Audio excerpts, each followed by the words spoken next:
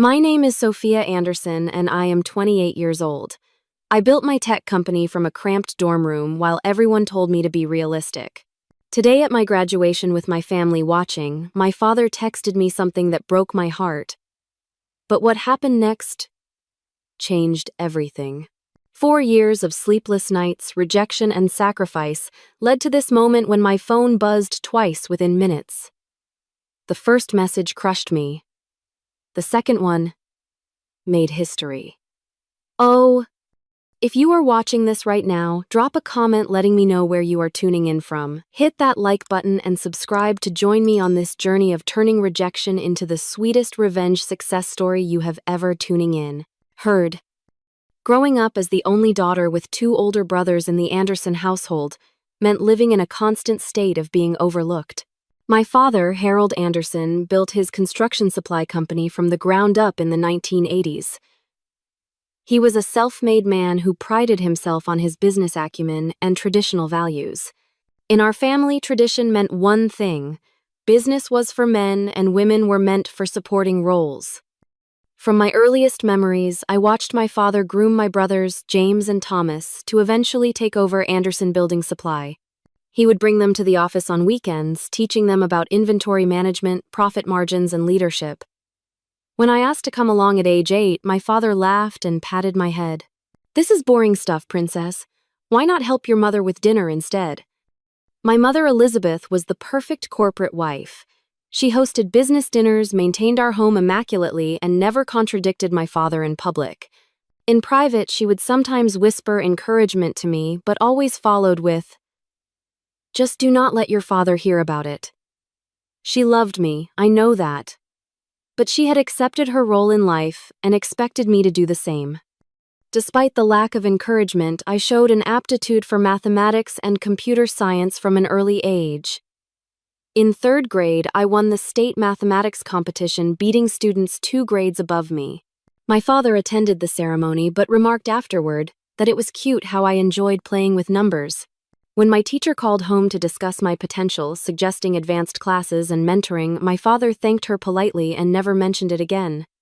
By high school, I had taught myself coding through online tutorials and built a scheduling app that the school administration actually implemented for managing extracurricular activities. The local newspaper ran a small story about it. My father saw the article and commented, "Computers are just a phase. Real business happens face to face." My brothers received new cars for their 16th birthdays. I received a laptop that my father deemed practical for schoolwork. Little did he know that I would use that laptop to begin building what would eventually become Secure Connect, my company that specialized in encrypted communication software for businesses. When college application time came, I applied to the Massachusetts Institute of Technology without telling my parents. My guidance counselor helped me with the application process, recognizing what my parents could not see.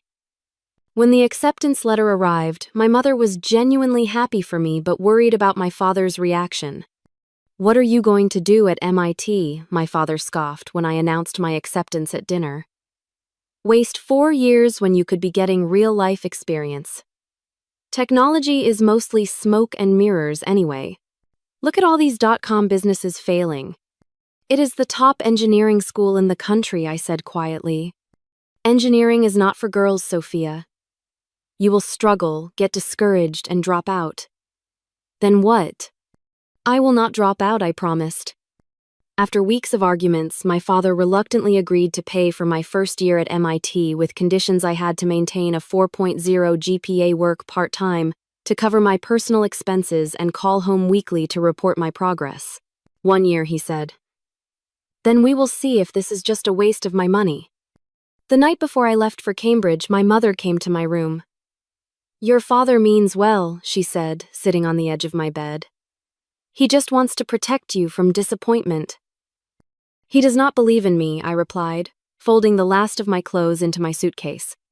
"He does not understand you," she corrected. "Maybe someday you can show him." I zipped my suitcase closed with determination. "I will show him. I promise you that."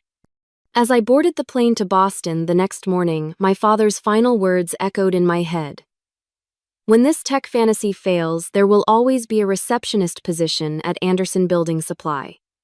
I stared out the airplane window, watching my hometown shrink beneath me, and made a silent vow. I would never be answering phones at my father's company. I would build something of my own, something so undeniably successful that even Harold Anderson could not dismiss it. I just had no idea then how completely that vow would transform my life. MIT was everything I had hoped for, and more challenging than I had feared. During orientation week, I found myself surrounded by brilliant minds from around the world. For the first time in my life, nobody questioned whether I belonged in a technical field because I was female. The only question was whether I could keep up intellectually. The workload was crushing. I took a full course load of computer science and business classes while working 20 hours a week at the campus bookstore to fulfill my promise to my father. My roommate Natalie Kim rarely saw me awake. I would return from work at 9, study until 2 in the morning, catch 4 hours of sleep, and repeat the cycle. "You are going to burn out," Natalie warned me one night, finding me asleep on my keyboard. "I cannot afford to slow down." I mumbled, splashing cold water on my face. "My dad is only paying for 1 year. After that, I need scholarships, or I am out." By midterms, I was physically exhausted but academically thriving. I earned the highest grade in my Introduction to Algorithms class, catching the attention of Professor Alan Blackwell, who would later become my most important mentor. "Anderson," he called out after class one day, "that encryption solution you proposed for the lab challenge, have you considered its commercial applications?" I had not. I had been too busy surviving to think about innovation. But Professor Blackwell saw something in my approach that I had missed. "The financial sector would pay a premium for that level of security," he said. "Come to my office hours. Let us talk about it." Those office hours changed the trajectory of my life. Professor Blackwell helped me refine my encryption algorithm and introduced me to graduate students working on similar problems. For the first time, I began thinking beyond grades and survival. By second semester, I had assembled a small group of like-minded students. There was Zach Torres, a brilliant coder with a background in quantum computing; Diana Chen, who understood user experience design better than anyone I had ever met; and Marcus Washington, whose business acumen complemented my technical skills. We began meeting in my dorm room on Sunday afternoons, developing what would eventually become Secure Connect. Our idea was simple but powerful: create an encryption system for business communications that was both unbreakable and user-friendly. "Most security solutions sacrifice usability for protection," I explained to the group. "We can build something that does both." My father called every Sunday evening as agreed. Our conversations followed a predictable pattern. "How are your grades?" he would ask. "All as so far," I would answer. "And the job?" "Still employed, getting more hours during holidays." "Good. Any thoughts about what you will do when the year ends?" I never mentioned our startup idea during these calls. I knew exactly what he would say, another example of me living in a fantasy world. By April of freshman year, we had a working prototype. Professor Blackwell encouraged us to enter the university's annual business competition, which offered $50,000 in seed funding to the winner. "We are not ready," I protested. "You are more ready than you think," he countered. "The judges need to see this." The night before the competition, I called my mother instead of my father. "I might have a chance at winning some money tomorrow," I said carefully, "for a business idea." "That is wonderful, honey," she said. "What kind of business?"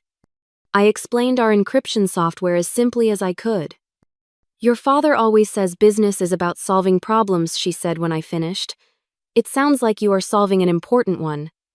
"Do you think he would be proud?" I asked, hating how young I sounded. There was a pause. "I think he would be surprised," she answered honestly. "But someday he will be proud. I already am." The next day, we won first place and $50,000 in seed funding. The university press release included a photo of our team holding an oversized check. I sent the link to my parents.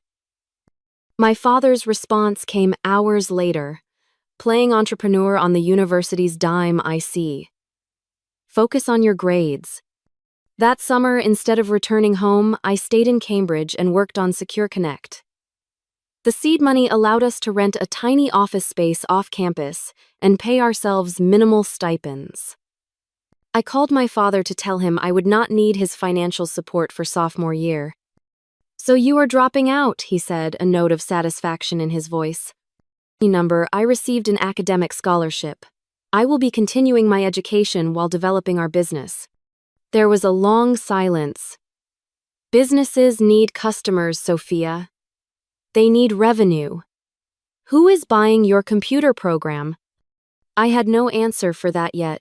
We had no customers, no revenue. That is what I thought he said. Well, good luck with your scholarship. At least you are not wasting my money anymore.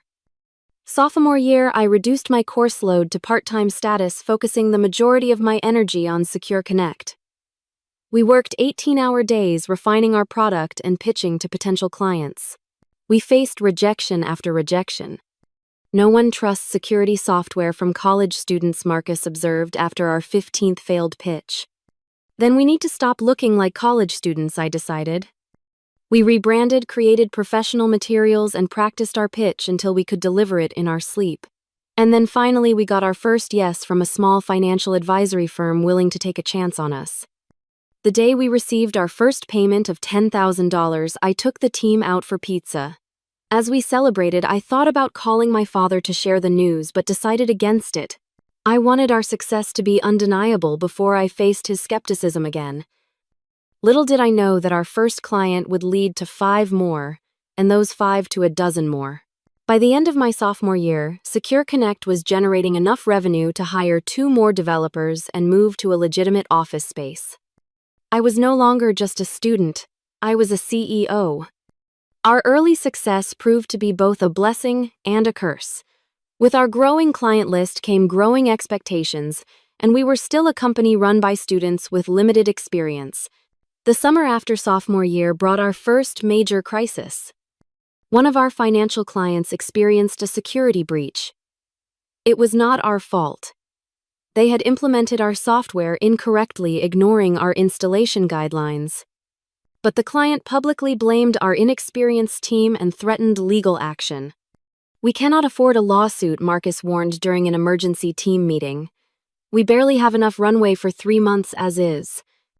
I had not slept in 48 hours trying to help the client recover their data while also defending our reputation. "We need a lawyer," I said. "And we need money to pay that lawyer." Which meant we needed investors. Until then, we had been bootstrapping using our competition winnings and revenue to fund growth. But legal troubles would quickly drain our modest bank account. The next 2 weeks were a blur of investor pitches. I created a presentation highlighting our technology, traction, and team, then took it to every venture capital firm in Boston. The responses were painfully consistent. "Your technology seems promising, but your team lacks experience. Come back when you have a seasoned CEO. Have you considered bringing on a male co-founder? It might help with credibility in the security space." After one particularly demoralizing rejection, I sat on a park bench and called my mother, something I rarely allowed myself to do when feeling vulnerable. "Maybe Dad was right," I admitted. "Maybe I am not cut out for this." "Your father has been wrong about many things," she said firmly. "Do not make him right by giving up." The next day, I had a pitch meeting with Catherine Bailey of Artemis Ventures, one of the few female-led VC firms in Boston. I arrived, sleep-deprived and discouraged, expecting another rejection. Catherine listened to my pitch without interruption, asked detailed technical questions that showed she actually understood our product, and then leaned forward. "You remind me of myself 20 years ago," she said. "Brilliant, determined, and completely underestimated. I am going to invest $500,000 for 10% of your company, and I am going to connect you with the best tech lawyer in my network." I nearly cried with relief. But she continued, "You need to promise me something. When you succeed, and you will succeed, you will remember what it feels like to be dismissed because of your age and gender. And you will help the next young woman who comes to you with a brilliant idea. I promise, I said, and I meant it with every fiber of my being. With Catherine's investment, we survived the legal threat, settling with the client for a fraction of what they initially demanded. The experience taught us to be more careful with client onboarding and to document everything meticulously. It also taught me that having the right investor could be transformative. Catherine became more than a financial backer. She became a mentor and advocate. She introduced us to potential clients, helped us refine our business model, and coached me on leadership skills. By the end of junior year, Secure Connect had 15 employees working from a converted warehouse space in Kendall Square.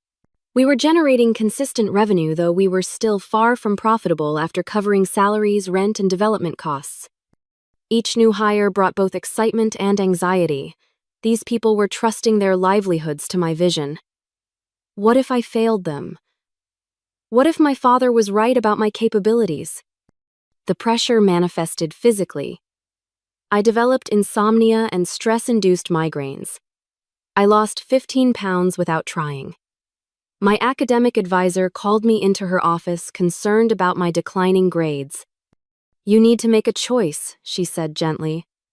"Your company or your degree. You cannot keep doing both at this pace." I chose the company but negotiated to remain enrolled part-time. Graduation would take longer, but I refused to be a dropout.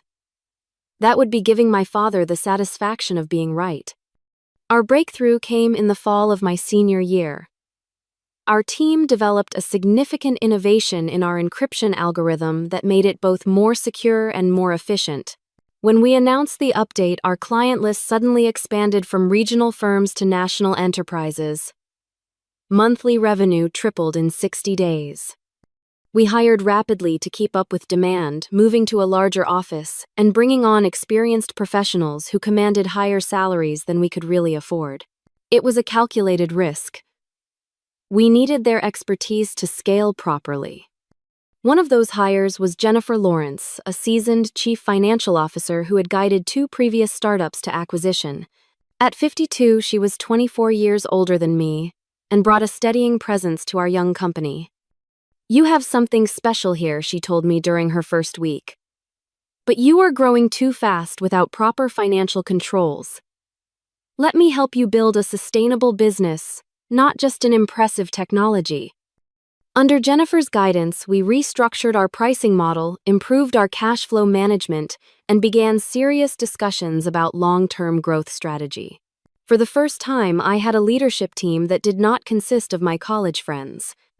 When we landed our first Fortune 500 client, a major financial services corporation, I finally called my father with news I thought would impress him. "Dad, Secure Connect just signed a 7-figure contract with Allied Financial," I said, unable to keep the pride from my voice. There was a pause. "That is a significant client," he acknowledged. "But tech companies come and go, Sophia. How sustainable is this business of yours? We have 40 employees now. Consistent growth. Major clients. And are you profitable?" We were not yet. We were reinvesting every dollar into growth. "I thought so," he said when I did not immediately answer. "Be careful not to let this distract you from finishing your degree. You will need something to fall back on when this tech bubble bursts." I hung up feeling deflated. Would anything ever be enough to make him believe in me? That night I stayed late at the office, reviewing our financial projections with Jennifer. "Your father still does not get it, does he?" she asked. I had not realized she had overheard my call. "He never will," I sighed. "My father was the same way," she said, surprising me. "He thought women belonged in teaching or nursing. He never came to see my corner office at Goldman Sachs." "How did you deal with that?" I asked. She smiled. "I stopped seeking his approval and started seeking his respect. Those are different things. You may never get the first, but you can demand the second." I took her words to heart. I would stop trying to make my father proud. Instead, I would build something so undeniably successful that respect would be the only option. The 18 months following our major client breakthrough were a whirlwind of growth and challenges. Secure Connect expanded from 40 employees to over 120, outgrowing our office space twice. We moved into a gleaming glass building in downtown Boston, with our logo emblazoned on the entrance doors. Every morning walking into that building filled me with a mixture of pride and terror. So many people were now dependent on my leadership. So many things could still go wrong. Jennifer proved to be not just a skilled CFO but an invaluable mentor. She had navigated the waters I now found myself in and knew every hidden reef and current. "You need to raise a proper Series A round," she advised as our cash reserves dwindled despite growing revenue. "We need capital to sustain this growth rate." The idea of pitching to investors again brought back painful memories of rejection, but Secure Connect was a different company now. We had impressive clients, proven technology, and actual revenue. Catherine from Artemis Ventures led our series around, bringing in several larger firms as co-investors. We raised $12 million at a valuation of $60 million. The tech press took notice, with TechCrunch running a feature titled, "Secure Connect, the female-founded security startup taking enterprise by storm." My mother sent me the article with a simple message, "So proud of you, honey." My father did not contact me, but I heard through my brother James that he had seen the coverage. He asked if your company was really worth that much, or if it was just investor hype, James reported. "What did you tell him?" I asked. "I told him to read the article and form his own opinion," James said. "For what it is worth, I think what you are doing is incredible. Tom does too, though he would never say it to Dad." My brothers and I had grown distant as adults. They had both joined Anderson Building Supply after college, taking the path of least resistance. I sometimes wondered if they resented my rebellion or envied my freedom.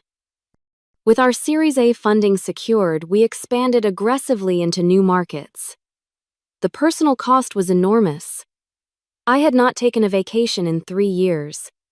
My diet consisted primarily of takeout eaten at my desk. I had broken up with my boyfriend of 6 months, because I could not give him more than 1 night a week of my time. "You need to delegate more," Jennifer urged after finding me asleep at my desk at 2 in the morning. "This company cannot depend solely on you." "I am fine," I insisted, though the dark circles under my eyes told a different story. "You are killing yourself," she countered. "And that helps no one. Build a leadership team you trust. Let them carry some of the weight." Reluctantly, I began to delegate hiring a chief technology officer to oversee our engineering team and a chief operating officer to manage day-to-day operations. It was harder than I expected to relinquish control, but necessary for both my health and the company's growth. As Secure Connect became more visible in the industry, competitors took notice. Larger security firms began developing similar products. Some tried to poach our key engineers with offers of double their current salaries. Others spread rumors about our technology's reliability. "This is actually a good sign," Catherine reassured me during one of our regular advisor meetings. "They would not bother if you were not a threat." One competitor went beyond ethical boundaries, attempting to hack our systems to steal our proprietary code. The irony of a security company being targeted was not lost on me, but our own protections held. We traced the attack and sent a cease and desist letter that put an end to their efforts. Through all of this, I maintained my part-time student status at MIT, determined to complete my degree. I was now in my 5th year, taking just 1 or 2 classes per semester. My father had long since stopped asking about my academic progress, assuming I had dropped out. In the spring of that 5th year, my academic advisor called me in for a meeting. "You have enough credits to graduate this May," she informed me, reviewing my transcript. Really, I had lost track, focusing on completing 1 course at a time. "Really? You will graduate with honors despite your unconventional path." She smiled. "The commencement committee has actually been discussing you." "Me, why?" "They are considering you for the student commencement speech." "Your story is rather remarkable, Sophia. Building a multi-million-dollar company while completing your degree." I was stunned. "I am not sure I have time to write a speech." "Think about it," she urged. "It would be a powerful message to other young entrepreneurs." That evening, I called my mother with the news. "I am graduating in May," I said. "With honors." "Oh, Sophia." Her voice filled with genuine joy. "We will all be there. Your father, too. He does not have to come, I said quickly. He is your father. Of course he will come. Her tone left no room for argument. The thought of my father attending my graduation filled me with conflicting emotions. Part of me wanted him to see my success, to finally acknowledge that I had proven him wrong. Another part dreaded his inevitable dismissal of my achievements. As graduation approached, Secure Connect faced its biggest decision yet. Several larger tech companies had approached us about acquisition, offering eye-watering sums. At the same time, our board was discussing the possibility of an initial public offering. The IPO market is strong right now, Jennifer explained during a late-night strategy session. With our growth metrics and client list, we could command a significant valuation. But is the company ready? I asked. Are we ready? We would need to get our financials in perfect order, strengthen the board with some recognized names. But yes, I believe we are ready. The timing was surreal. The IPO preparation would coincide almost exactly with my graduation, two culminations arriving simultaneously. We decided to move forward with the IPO process, working with investment banks to prepare our S-1 filing with the Securities and Exchange Commission. The process was exhausting, requiring endless meetings with lawyers, auditors, and bankers. The week before graduation, we made the confidential filing but kept the news quiet. The public announcement would come later after the SEC review. Only our executive team and board knew the details. I had declined the commencement speech opportunity, lacking the time to prepare properly. Instead, I would graduate quietly, just another student crossing the stage, albeit one running a company valued at hundreds of millions of dollars. My parents and brothers would fly in the day before the ceremony. It would be the first time I had seen my father in over 2 years. I arranged for them to stay at the Four Seasons. My small act of showing how far I had come from the struggling freshman he had reluctantly supported. The night before graduation, Jennifer called me with news that took my breath away. The bankers think we should price the IPO higher than we discussed, she said, excitement evident in her voice. The demand is incredible. We are looking at a potential billion-dollar valuation on day one. $1 billion. The number seemed unreal. When will we know for sure? I asked. The final pricing will happen tomorrow morning. I will call you the moment it is confirmed. Tomorrow morning, graduation morning. As I hung up, my phone buzzed with a text from my mother. We have landed. See you tomorrow at the ceremony. We are all so proud. I wondered if that all truly included my father. The morning of my graduation dawned with a perfect May sky, blue and cloudless. I woke at 5:30, too anxious to sleep any longer. My apartment, a modest one-bedroom I rarely saw due to my long hours at the office, was walking distance from campus. I checked my phone immediately. No calls from Jennifer yet about the IPO pricing. The investment bankers on the East Coast would be working on finalizing the numbers right now. I had a notification from the SEC Secure portal indicating some minor comments on our filing, but nothing that would delay our timeline. As I showered and dressed, I tried to focus on the graduation ceremony rather than the IPO. Today should be about celebrating my academic achievement, the degree I had stubbornly pursued despite my father's skepticism and the demands of running a company. I chose a simple black dress to wear under my graduation gown, professional but not flashy. My cap and gown hung on the back of my door, the tassel dangling off the mortarboard. After 5 years of part-time study while building Secure Connect, the sight of that cap and gown felt surreal. My phone rang at 7:15. Jennifer, we have a preliminary price, she said without preamble. The underwriters are recommending $42 per share. I did a quick mental calculation. That would put us just over $1 billion market cap on day one, she finished for me.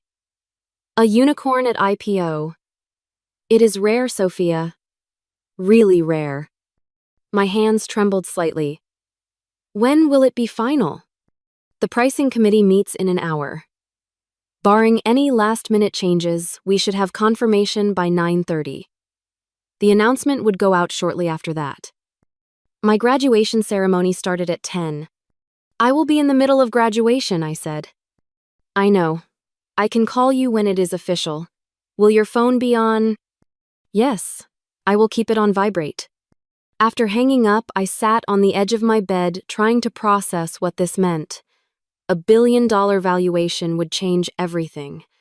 It would validate all the years of hard work, all the nights I had slept on my office couch, all the doubts I had pushed through.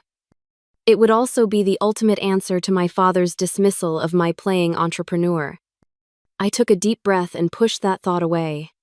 I had long since stopped making decisions to prove my father wrong. Secure Connect was about creating something meaningful, something that protected people's data and privacy. The valuation was a side effect, not the goal. At 8:30, I headed toward campus to meet my family at the designated gathering spot for graduates and their guests. The walk helped calm my nerves, the familiar paths of MIT grounding me in the journey that had brought me here. I spotted my mother first, elegant in a blue dress and jacket. Next to her stood my brothers James and Thomas, both in suits. And then my father, stern-faced as always, his posture rigid in his perfectly tailored suit. He looked older than I remembered, his hair now more gray than brown. Sophia, my mother hurried toward me, arms outstretched. Her hug was tight, genuine. We are so proud of you, honey. My brothers each gave me quick hugs, offering congratulations.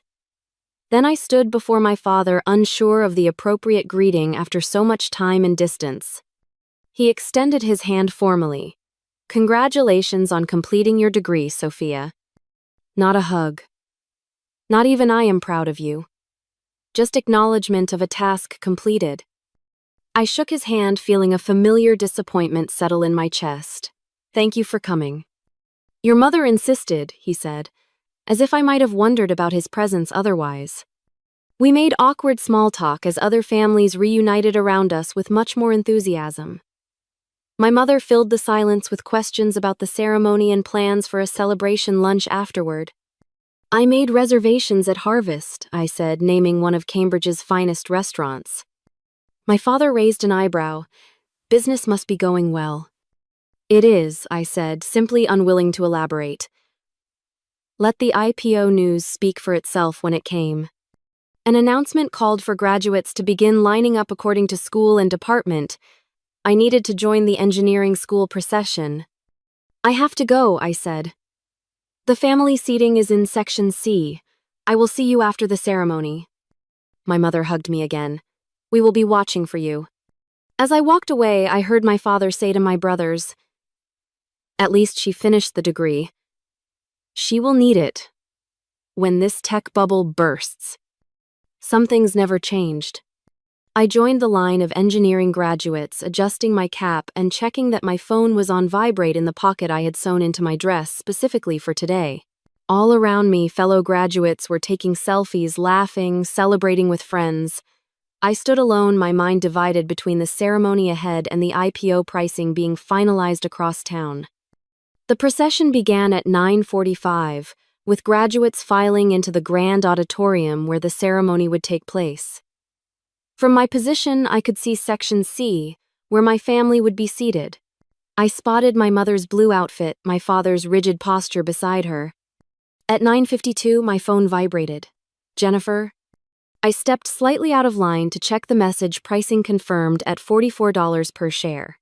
Final valuation $1.1 billion. Press release goes out in 15 minutes. Congratulations, Sophia. You did it. $1.1 billion. My knees felt weak. I had founded a company now valued at over $1 billion. The unicorn status that so many startups dreamed of but few achieved. And my father was about to find out. I rejoined the procession, moving forward on autopilot. The ceremony began with the traditional pomp and circumstance, university officials giving speeches about achievement and the future. I heard little of it, my mind racing with the implications of what had just happened. My phone vibrated again at 10:15. The press release had gone out. Within minutes, business news channels would be reporting on Secure Connect's IPO pricing. The tech and business press would be running stories about the female-founded unicorn. And soon, very soon, my father would know. As I sat waiting for my name to be called, my phone began vibrating continuously. congratulatory messages from employees, investors, mentors. I ignored them all, focusing on maintaining my composure as the moment approached. Then at 10:32, a different kind of message. From my father. I opened it with trembling fingers. Do not expect any help from me going forward. You are on your own. The words hit me like a physical blow. On today of all days, when I was graduating with honors and taking my company public at $1 billion valuation, his message was still one of rejection and abandonment. Tears threatened, but I blinked them back. I would not cry. Not now. Not because of him. They called my name moments later. Sophia Marie Anderson, Bachelor of Science in Computer Science and Engineering with honors.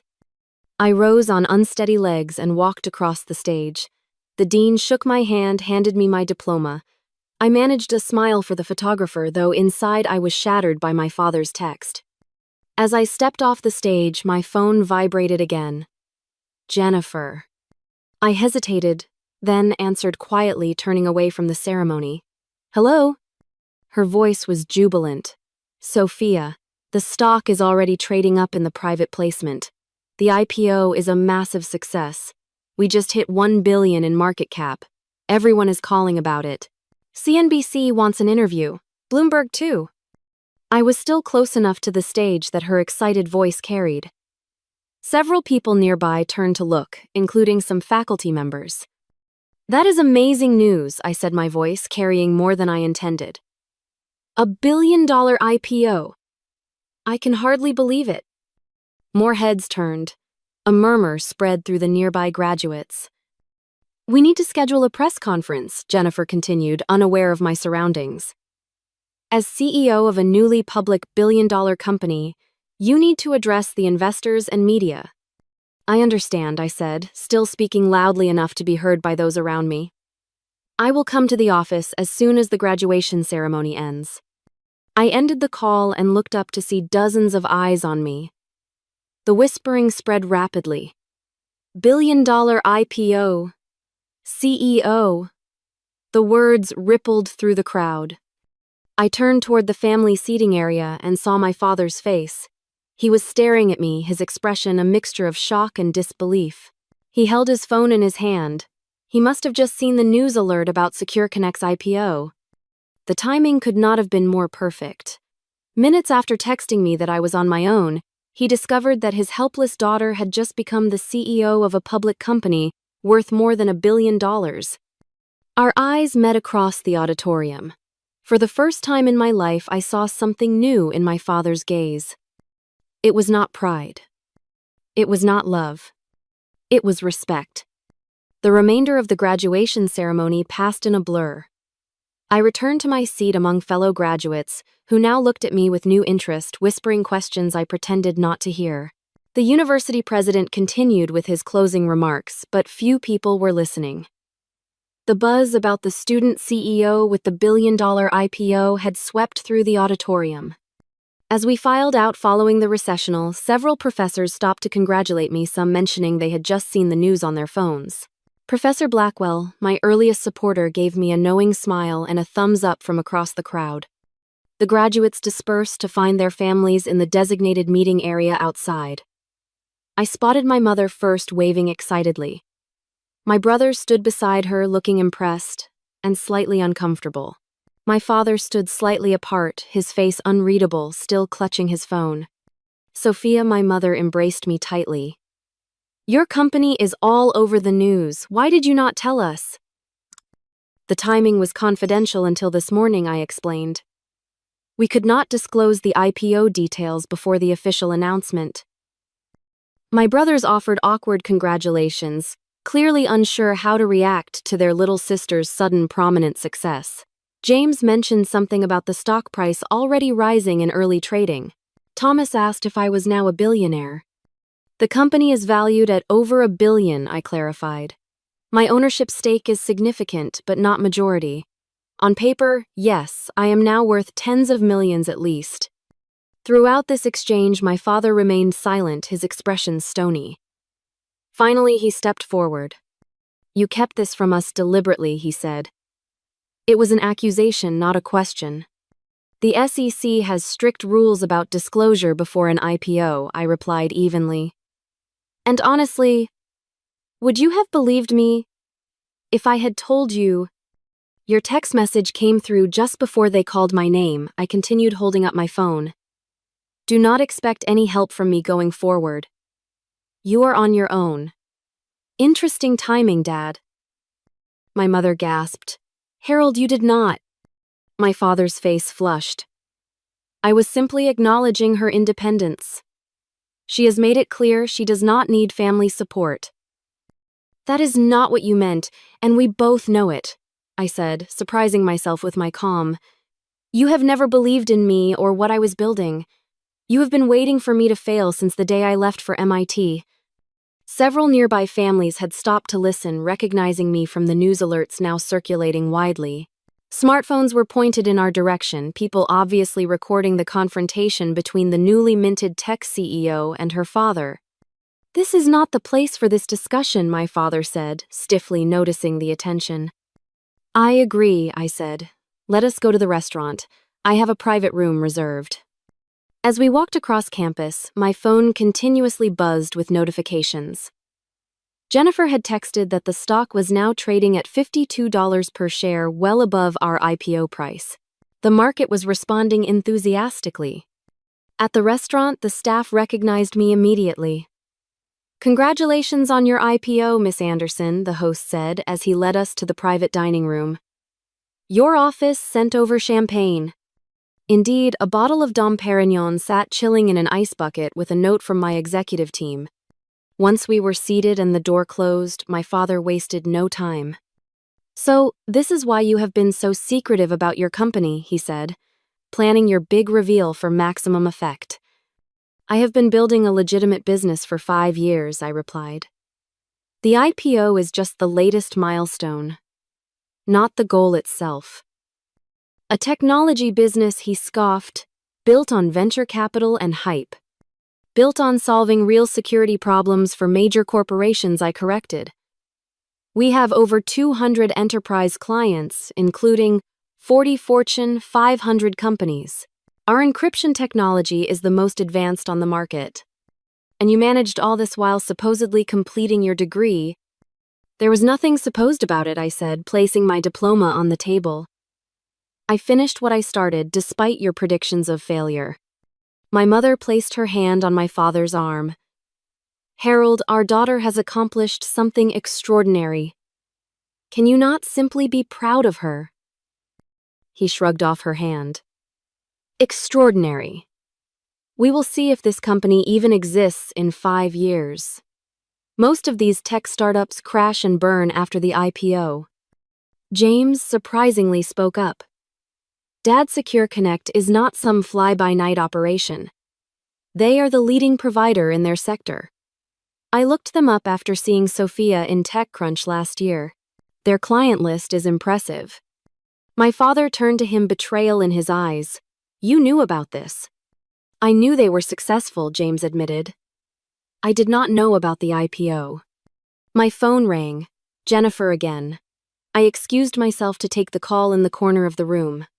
Sophia, I hate to interrupt your graduation, but the CNBC interview is scheduled for 3 o'clock. We need you at the office by 2 to prepare. I will be there, I promised, ending the call. I returned to the table. I apologize, but I need to cut this short. I have media obligations this afternoon. More important than your family lunch, my father demanded. As important as your work obligations have always been, I replied evenly. As CEO of a public company, I have responsibilities to our shareholders, employees, and clients. Harold, my mother interjected, perhaps we could reschedule dinner for this evening after Sophia's work commitments. I shook my head. I will be in meetings and interviews all day and likely late into the evening. The first day of trading is critical. Of course it is, my father said sarcastically. Your little computer program is more important than family. Something in me snapped. 5 years of dismissal, doubt, and derision crystallized into a moment of perfect clarity. My little computer program, as you call it, just created over $1 billion in value, I said, my voice steady. It employs over 150 people who depend on me for their livelihoods. It protects the sensitive data of millions of users across our client base. I stood gathering my things. I did all of this while you were telling me I would fail, while you were betting against me at every turn, while you were grooming my brothers for your business and telling me the best I could hope for was answering phones. The room fell completely silent. I did not build Secure Connect to prove you wrong, Dad. I built it because I believed in it. But your text today, telling me I am on my own just as I was walking across that stage, made one thing perfectly clear. I looked him directly in the eyes. I have been on my own since the day I left for MIT. And look what I accomplished without your support or approval. My mother had tears in her eyes. My brothers looked stunned. My father opened his mouth as if to speak, then closed it again. For once, Harold Anderson had no ready response. I need to go, I said more gently now. Jennifer has a car waiting to take me to the office. Sophia, my mother began.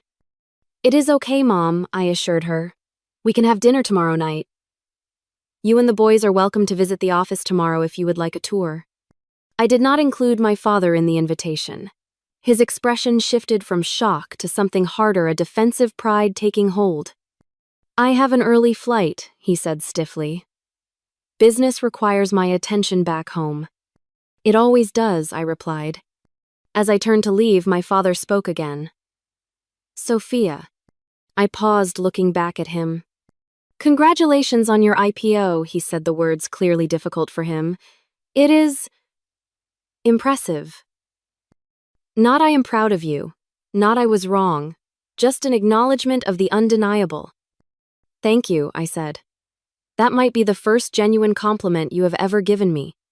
I left the restaurant to find a black town car waiting at the curb, Jennifer standing beside it.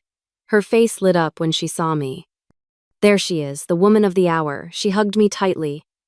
We are up 60% from the IPO price. The market loves us. As I slid into the car, I glanced back at the restaurant. My father had emerged and stood watching, his expression inscrutable. Our eyes met briefly before the car pulled away. I had imagined this moment for years. The moment when my father would finally have to acknowledge my success. I had expected to feel triumphant, vindicated. Instead, I felt something unexpected: freedom. Freedom from seeking his approval. Freedom from defining myself in opposition to his expectations. I was Sophia Anderson, CEO of Secure Connect, a publicly traded company valued at over $1 billion. That identity belonged to me alone, not defined by my father's opinion of it. As the car headed toward our headquarters, where champagne and celebration awaited, I took one last look at my graduation cap sitting beside me on the seat. 2 journeys completed in a single day. One chapter closed, another beginning. My phone buzzed with a text from Catherine, my first investor. You proved them all wrong. Now show them what you will do next. I smiled, looking forward instead of back. The 48 hours following graduation and our IPO were a whirlwind of media interviews, investor calls, and employee celebrations. I barely slept, running on adrenaline and the exhilaration of seeing 5 years of work validated so dramatically in the public markets. By closing bell on the second day of trading, Secure Connect stock had stabilized at $71 per share, giving us a market cap of $1.6 billion. My personal stake, just under 20% after dilution through funding rounds, was theoretically worth over $300 million, though lockup periods would prevent me from selling shares for 6 months. The financial reality was still abstract numbers on paper rather than tangible wealth. What felt more real was the responsibility. 150 employees, thousands of shareholders, and millions of end users now depended on our continued success. On the evening of the second day, I finally made it back to my apartment to shower and change before dinner with my mother and brothers. My father, true to his word, had taken an early flight home, unwilling or unable to process the new reality of his daughter's success. As I changed into fresh clothes, I caught a glimpse of my reflection in the mirror. I looked exhausted, but somehow different, as if the events of the past 2 days had physically transformed me. Perhaps it was simply the weight of responsibility settling visibly on my shoulders. My phone rang. Catherine, my first investor and mentor. "How are you holding up?" she asked when I answered. "Honestly, I am not sure," I admitted. "It does not feel entirely real yet." "It never does at first," she said with a knowing laugh. "But the responsibility feels real immediately, does not it?" "Exactly. How did things go with your father? I saw the graduation timing coincided perfectly with the announcement." I sighed. "As well as could be expected. He congratulated me, but it was clear he was only acknowledging what he could not deny. Some people cannot adapt when the narrative they have constructed is challenged," she said gently. "His story about you was that you would fail without his guidance. Your success threatens his worldview." "I know," I said. "I just always thought that somewhere deep down he would want to be proven wrong about me."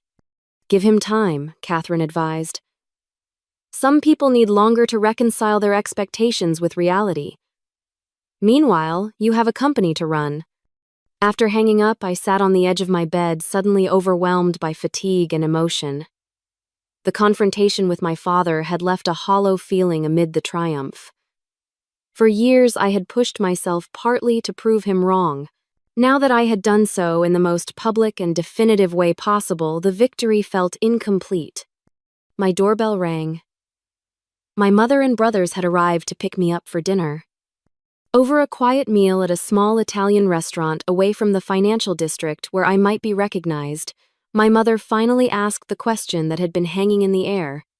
"What happened between you and your father? When did it get so broken?" I twirled pasta on my fork, considering my answer. "It was never really whole to begin with, Mom. He never saw me as having the same potential as James and Thomas. When I chose a different path, it just confirmed what he already believed. He is proud in his way," she offered weakly. "No," I said gently. "He is impressed by what he cannot dismiss. That is different from pride." James cleared his throat. "For what it is worth, Dad has been impossible to work with since the IPO news broke. He spent all day on the phone with his investment advisor trying to buy shares in your company." I nearly choked on my wine. What? Apparently he thinks it is a good investment now." James smiled wryly. "Though he would never admit that to you." "The irony is almost too perfect," I said, shaking my head. "What will you do now?" Thomas asked, changing the subject. "About Dad, I mean." It was the question I had been asking myself since graduation. What kind of relationship, if any, could I have with a father who had bet so consistently against me? "I am not going to pursue his approval anymore," I said finally. "That chapter is closed. But I will not exclude him from my life out of spite either. The door remains open on my terms." My mother reached across the table and squeezed my hand. "You have become so wise, Sophia. Stronger than I ever was." "You did your best, Mom," I assured her, returning the squeeze. "No," she said firmly. "I did not. I should have stood up for you more.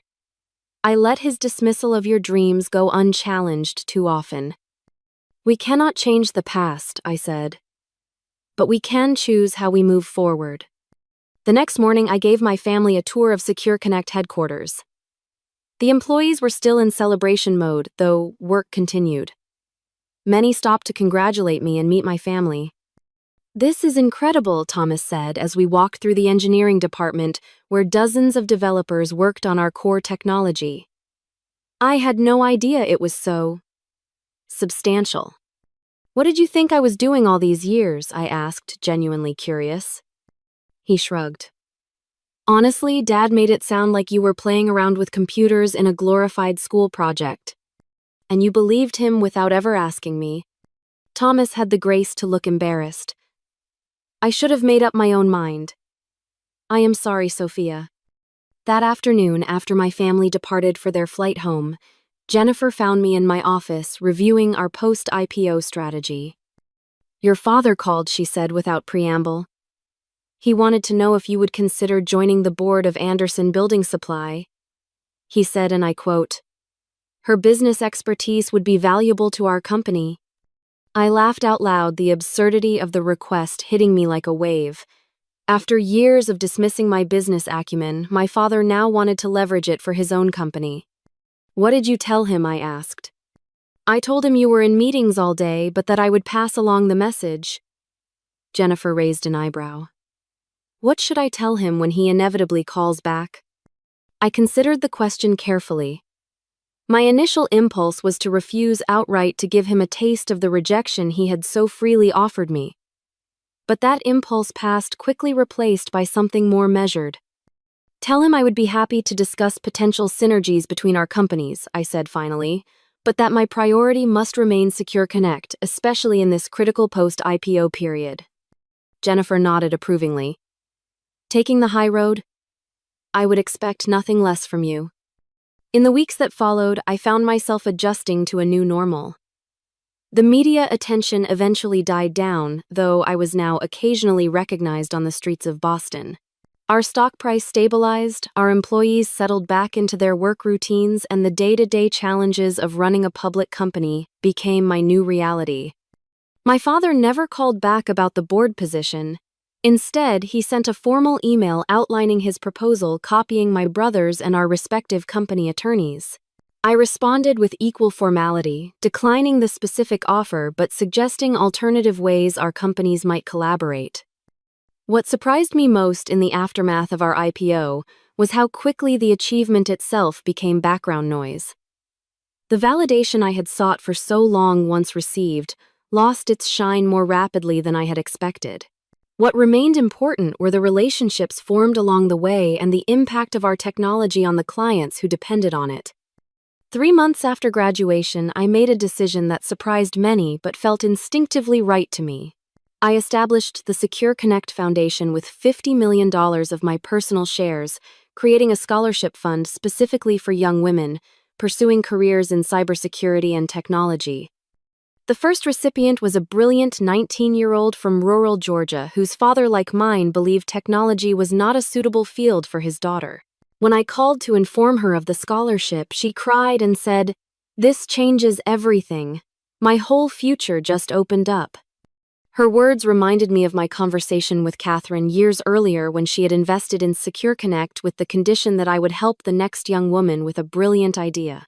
The cycle of support was continuing, expanding beyond what either of us had initially imagined. My relationship with my father remained complicated. We settled into a détente of sorts, communicating primarily through formal channels about potential business connections. He never apologized for his years of doubt, but he stopped actively predicting my failure. In the world of Harold Anderson, this constituted significant progress. My mother visited, often delighting in the success I had built, and finally expressing her own regrets about not supporting me more actively in the early years. I was so afraid of disrupting the family, she confessed during one visit, but I see now that harmony built on inequality is not really harmony at all. Perhaps the most profound change occurred within me. The drive to prove my father wrong, which had fueled so many late nights and pushed me through countless obstacles, gradually transformed into something healthier, a desire to prove myself right. Right about the market opportunity, right about our technology approach, right about the team I had built. 1 year after our IPO, I was invited back to MIT to give a lecture to engineering students about entrepreneurship. Standing at the podium in the same auditorium where I had graduated, I looked out at the eager faces and felt a sense of completion. Success is not about proving others wrong, I told them. Though that can be temporarily satisfying, true success is about proving yourself right, about validating your own vision of what is possible. A young woman raised her hand during the question period. "Did your father ever admit he was wrong about you?" The auditorium fell silent, waiting for my answer. "No," I said honestly, "and I no longer need him to." The most valuable lesson I learned in building Secure Connect was not about technology or business strategy. It was about defining success on my own terms rather than seeking external validation. As I left the stage to applause, my phone buzzed with a text. From my father. "Saw your lecture was live-streamed. Well said. No apology, no admission of error, but perhaps in his way a small step toward understanding. I smiled and put the phone away. My validation no longer came from Harold Anderson. It came from the hundreds of employees who trusted their careers to my leadership, from the clients who entrusted their sensitive data to our technology, from the young women who saw in my journey a map for their own. What did you think of my story? Have you ever had to navigate complicated family relationships while pursuing your dreams? Drop a comment below to share your thoughts. And if you found inspiration in this journey, please like, subscribe, and share with someone who might need to hear that success is possible even when others doubt your path. Thank you for listening. And remember, the only validation that truly matters is the kind you give yourself.